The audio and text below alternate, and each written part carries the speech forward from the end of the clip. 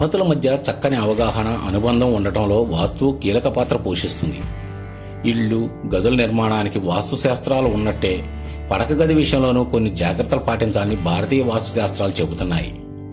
పడక గదిలో మంచాన్ని మనం ఇష్టం వచ్చినట్లు ఏర్పాటు చేసుకోకూడదు.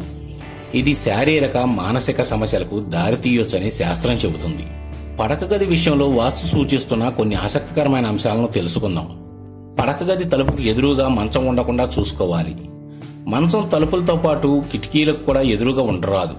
అద్దాన్ని డ్రెస్సింగ్ టేబుల్, మంచానికి తలవైపు లేదా కాళ్ళవైపు ఉండకుండా జాగ్రత్త తీసుకోవాలి. బెడ్రూమ్లో అనవసరమైన చెత్త ఉంచకూడదు.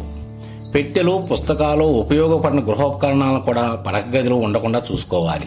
పడక గది దక్షిణపు గోడ వైపు తలపెట్టి పడుకునేవారు ఆ గోడకి పావురాల జంట చిత్రము, హృదయాకారపు చిత్రాలు, నవ్వుతూ ఉన్న దంపతుల చిత్రాలు అమర్చుకోవాలి.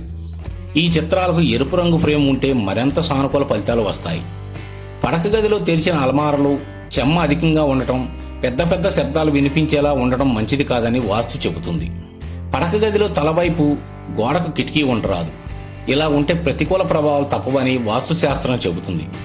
పడుకునేటప్పుడు తల దక్షిణం వైపు, కాళ్లు ఉత్తరం వైపు ఉండేలా చూసుకోవాలని వాస్తు నిర్దేశిస్తుంది.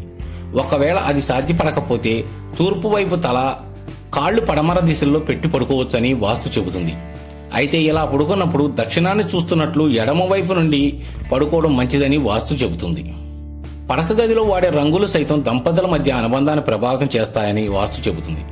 వంగపండు రంగు, గులాబీ, లేత ఎరుపు రంగు దంపతులకు సానుకూల ఫలితాలు ఇస్తాయి. ముదురు ఆకుపచ్చ, నలుపు, నీలం రంగులు దంపతుల మధ్య వ్యతిరేక భావనలకు కారణమవుతాయి. వాస్తుశాస్త్రం ప్రకారం దంపతుల ప్రధాన పడక గది నైరుతి మూలలో ఉండాలి. దీనివల్ల దంపతుల ఆరోగ్యం, వారి మధ్య ప్రేమానుబంధాలు బాగుంటాయి. సౌత్ వెస్ట్ అని పిలిచే నైరుతి మూలన పడక గది ఉంటే ఆ దంపతులకు స్థిరత్వం, ఇంద్రియ జ్ఞానం, మంచి అనుభవాలు, లైంగిక ఆనందం సమకూరతాయి. వాయువ్య మూలం ఉండే గది పడక గదిగా దంపతుల వాడటాన్ని వాస్తు నిషేధించింది. ఇలా ఉన్న దంపతుల మధ్య లైంగిక ఆసక్తులు తగ్గటము, ధార్మికమైన అంశాల పట్ల అతిగా ఆకర్షితులయ్యే ప్రమాదం ఉంటుంది.